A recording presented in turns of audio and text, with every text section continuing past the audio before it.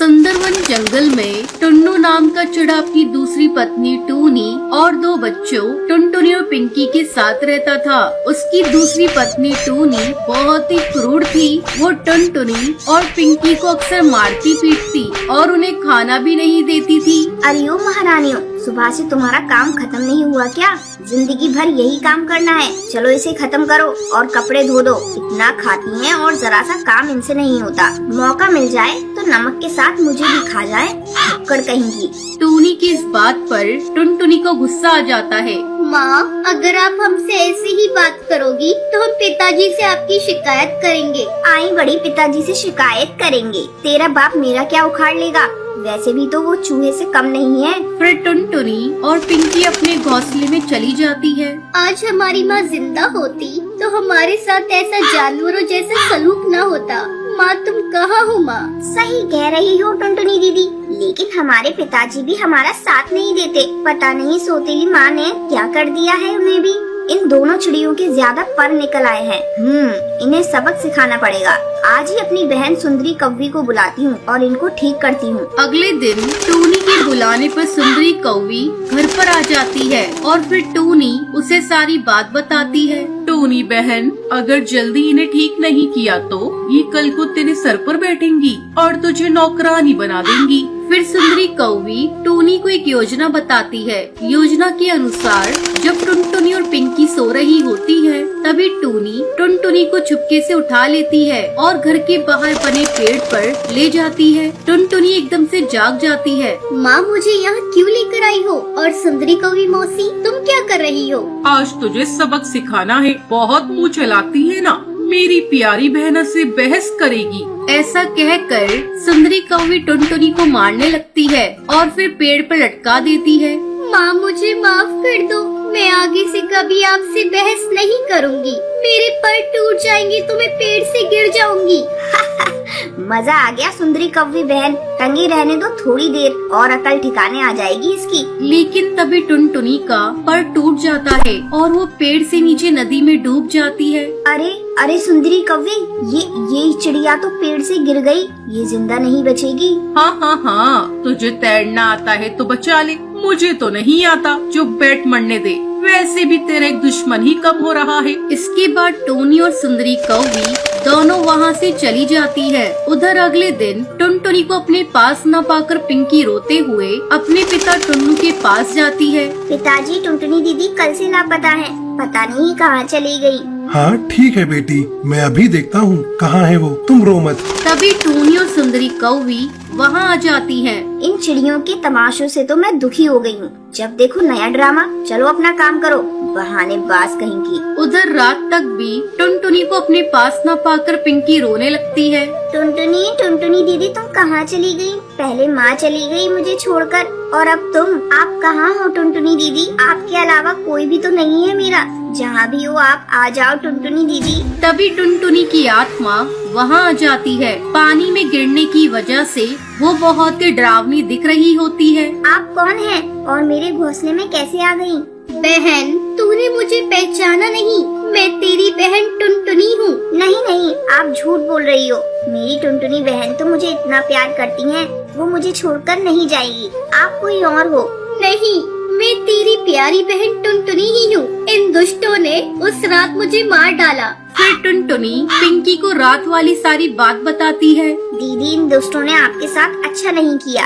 आप इन्हें मत छोड़ना। बहन, मारना हो तो मैं इन्हें एक बार में मार दूं, लेकिन इन्हें इनके किए की सजा इतनी जल्दी नहीं दूंगी। इन्हें मैं भी तड़पाऊंगी, फिर मारूंगी। बस तुम मेरी बात ध्यान से सुनो। फिर टुनटुनी चुड़ैल पिंकी को सारी योजना समझाती है। अगले दिन सुबह पिंकी घर के काम कर रही होती है। तभी सुंदरी कौवी वहाँ आती है। क्या हुआ महारानी? आ जाएगी तेरी बहन। अब जल्दी से काम कर। घर के काम जल्दी से खत्म कर तो रही हूँ। अब क्या मशीन बन जाऊँ? ये सुनकर सुंदरी कौवी को गुस्सा आ जाता है और वो पिंकी को मारने के लिए आगे बढ़ती है। लेकिन तभी टुनटुनी चुड़ैल आकर उसे अड़ंगी लगा देती है।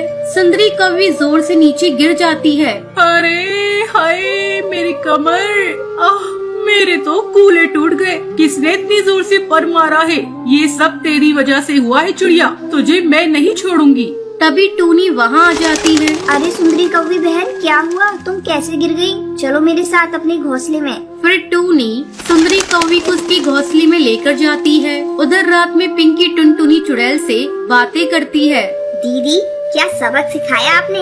इन दुष्टों को मजा आ गया। तुझे ऐसे देखकर मुझे कितनी खुशी मिलती है बहन, मैं तुझे बता नहीं सकती। लेकिन तुम्हें मजबूत होना होगा, क्योंकि एक न एक दिन तो मुझे तुम्हें छोड़कर जाना ही होगा। नहीं नहीं, मैं तुम्हें कहीं नहीं जाने दूंगी बहन। पहले माँ भी चली गई और अब तुम नहीं। ऐसा कहकर पिंकी टुनटुनी चुड़ैल से लिपट जाती है और सो जाती है। अगले दिन सुबह टूनी पिंकी को अपने पास बुलाती है। सच सच बता पिंकी, सुंदरी कौवी नीचे कैसे गिरी? क्या चल रहा है इस घर में? कल रात को तेरे घोंसले से आवाजें आ रही थी। सच बोल, किससे बात कर रही थी? लेकिन पिंकी उसे कुछ नहीं बताती और वहाँ से चली जाती है। उसी रात टुनटुनी चुड़ैल सुंदरी कौवी के घोंसले में आती है और उसके टूटे हुए पैर को पकड़ लेती है। क्या हुआ सुंदरी कौवी मौसी, बहुत दर्द हो रहा है? हाँ, दर्द तो हो रहा है, लेकिन तुम हो कौन और मुझे ऐसे क्यों पकड़ रखा है?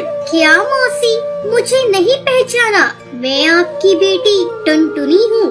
नहीं, तुम जिंदा कैसे हो गई? नहीं नहीं नहीं, तुम झूठ बोल रही हो। हम चुड़ैल है मौसी, इंसान नहीं जो झूठ बोले। चलो, वैसे भी आपका इस दुनिया में टाइम खत्म हो गया है। ऐसा कहकर टुनटुनी सुंदरी कौवी को उठा लेती है और ले जाकर उसी पेड़ के पास वाली नदी में डाल देती है। तैरना न आने की वजह से सुंदरी कौवी की मौत हो जाती है। वहीं अगले दिन सुंदरी कौवी को घर पर न पाकर टूनी गुस्से से आग बबूला हो जाती है। सच सच बोल पिंकी, मेरी बहन कहाँ है? तुझे पता है मेरी बहन कहाँ गई? सच बता, नहीं तो मैं तुझे जिंदा नहीं छोड़ूंगी। बता। अरे टूनी, तुम ये क्या कर रही हो? भला इस बच्ची को क्या पता कि तुम्हारी बहन कहाँ है? तुम हटो बीच में से। कल इसके घोंसले से हंसने की आवाजें आ रही थी और कल रात से ही मेरी बहन गायब है। इसे सब पता है। मैं इसका टैटुआ दबा दूंगी। जैसे ही टूनी पिंकी को मारने के लिए आगे बढ़ती है, तभी टुनटुनी चुड़ैल घोंसले में आ जाती है। तुम कौन हो? मेरे रहते अगर मेरी बहन पिंकी को छुआ भी तो मैं तुझे अभी यही मार दूंगी। कौन हो तुम? तुम्हारी आवाज तो टुनटुनी जैसी लग रही है। सही कहा, मैं टुनटुनी ही हूँ जिसे तूने पेड़ से फेंक कर मार डाला था। ऐसा कहकर टुनटुनी चुड़ैल टूनी को उठा लेती है और पेड़ से लटका देती है। बहन छोड़ दो इसे, ये जैसी भी है हमारी माँ है, हम इसको कैसे मार सकते हैं? लेकिन टुनटुनी पिंकी की कोई बात नहीं सुनती और टूनी को नदी में फेंकने वाली होती है। तभी टूनी कहती है, बेटी मुझे माफ कर दो, मैं अब से पिंकी का पूरा ख्याल रखूंगी। टूनी पिंकी को माँ का प्यार देती है। फिर टुनटुनी वहाँ से मुक्त होकर चली जाती है।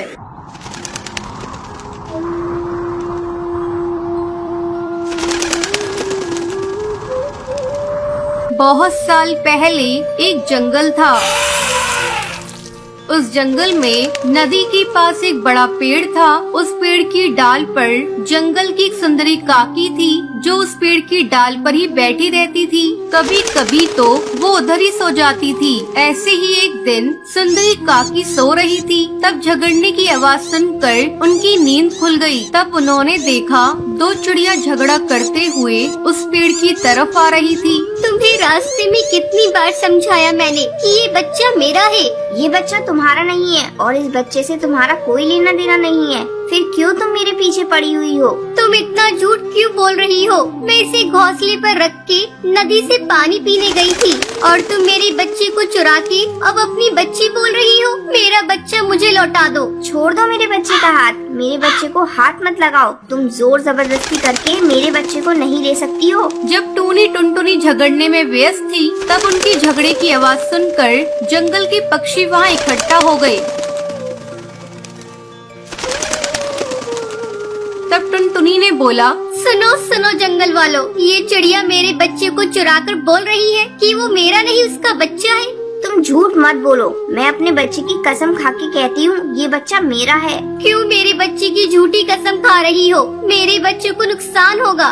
काकी जी, आप तो पहले से दोनों का झगड़ा सुन रही हो। तुम ही बताओ, बच्ची की असली माँ कौन है? मैं नहीं समझ पा रही कि असली माँ कौन है, क्योंकि दोनों ही बच्चे को अपना अपना बोल रही है। इस समस्या का समाधान एक ही पक्षी कर सकता है। इस जंगल में एक गुफा के अंदर एक साधु रहता है, उनके पास जाओ, वो जरूर कोई उपाय बता देगा। चलो चलो चलो, वो साधु महाराज के पास ही चलो। बच्चे को लेकर टूनी और टुनटुनी और सब जंगल वाले गुफा की तरफ जाने लगते हैं।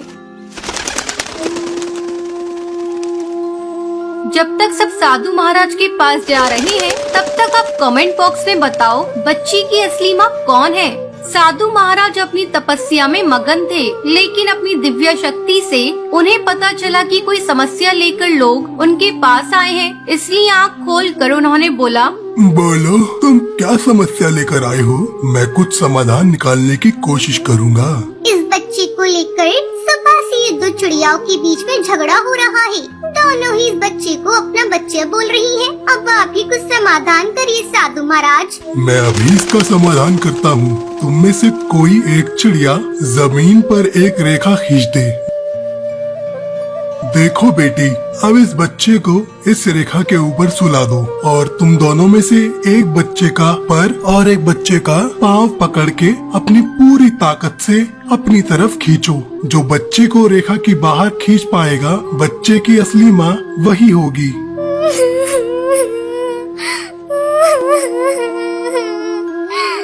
नहीं, नहीं होगा, मेरे से ये काम नहीं होगा। तुम कर पाओगी? हाँ हाँ, मैं कर सकती हूँ साधु महाराज। अब तो ये साबित हो गया कि इस बच्ची की असली माँ मैं ही हूँ। नहीं नहीं, तुम बच्चे की माँ नहीं हो।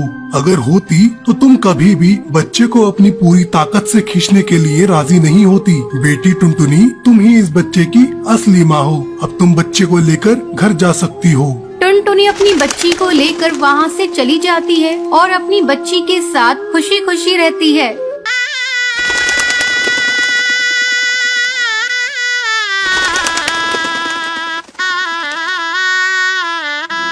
ढोलकपुर जंगल में बबली अपनी दो बहुओं और अपनी बेटी के साथ रहती थी। बबली कबूतरी की बेटी लूसी बहुत ही घमंडी और चालबाज थी। पता नहीं माँ को टुनटुनी और बूढ़ी भाभी में क्या नजर आया, जो मेरे भाइयों की शादी इन दोनों गवारों से कर दी। मैं इन दोनों को इस घर से निकाल कर ही दम लूंगी। एक दिन लूसी अपनी माँ के पास रोती हुई गई। क्या हुआ लूसी, तू इस तरह क्यों रो रही है बेटा? माँ, अभी जब तुम मंदिर गई थी तब दोनों भाभियाँ तुम्हारी शिकायत कर रही थी। वो आपस में तुम्हारी बुराई कर रही थी माँ। अरे टुनटुनी और भूरी मेरी शिकायत क्यों करेंगी भला? मैं तो उनसे बहुत प्यार करती हूँ। माँ, तुमने उन दोनों को बहुत छूट दे रखा है। उन दोनों पर नकेल कसो।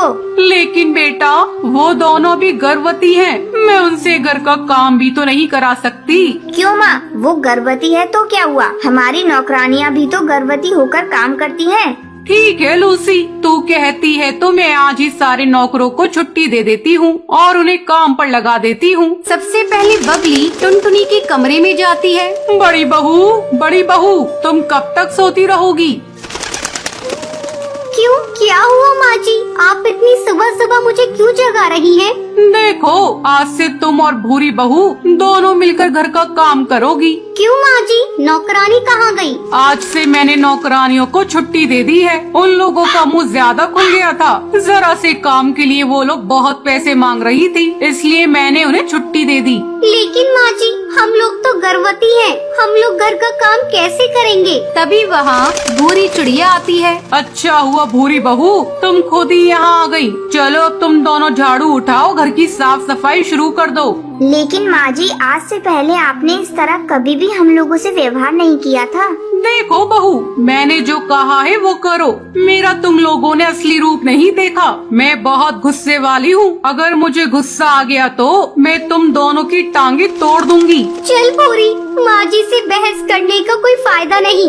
दोनों बहुएं काम में लग जाती हैं। ये सब देखकर लूसी बहुत ही खुश थी। इन दोनों की हालत देखकर मुझे बड़ा मजा आ रहा है। अगले दिन सुनो, तुम दोनों ये मटके पकड़ो और जाओ, जाकर कुएं से पानी भर लाओ। लेकिन माँ जी, हम लोग ये पानी भरकर कैसे इतनी भारी मटकी को उठाएंगे? आपको तो पता है कि हम लोग गर्भवती हैं और ऐसी हालत में भारी सामान उठाने से डॉक्टर ने मना किया है। मैं कुछ नहीं जानती। अब तुम लोग जाओ और जाकर जल्दी पानी भरो। भूरी और टुनटुनी मटका लेकर जंगल के कुएं पर जाती है। जंगल की चिड़िया उन्हें देखकर कहती हैं, हे भगवान, ये बबली कैसी सास है, उसे अपनी बहुओं पर जरा भी दया नहीं आती। देखो तो, इन गर्भवती बहुओं को पानी लाने के लिए कुओं पर भेज दिया। ला टुनटुनी बहू, मैं तेरा मटका भरकर घर तक पहुंचा देती हूँ। तुम दोनों की ऐसी हालत है कि इन भारी मटकों को उठाना तुम्हारे लिए खतरनाक हो सकता है। सुंदरी भूरी और टुनटुनी का पानी से भरा मटका उठाकर उन्हें घर पहुंचाती है। बबली, तू कैसी सास है, तुझे अपनी बहुओं पर जरा भी दया नहीं आती। उनकी ऐसी हालत में तू उनसे काम करवा रही है, ये बहुत गलत है। देख बबली, आगे से तूने अपने गर्भवती बहुओं पर अत्याचार किया तो मैं पंचायत में तेरी शिकायत कर दूंगी। सुंदरी बहन, मैं तुझसे माफी मांगती हूँ। मैं अपनी बेटी के बहकावे में आ गई थी। अब मैं अपनी बहुओं से कोई काम नहीं कराऊंगी। कुछ दिनों के बाद टुनटुनी और भूरी बच्चे को जन्म देती हैं। फिर सभी खुशी खुशी रहने लगते हैं।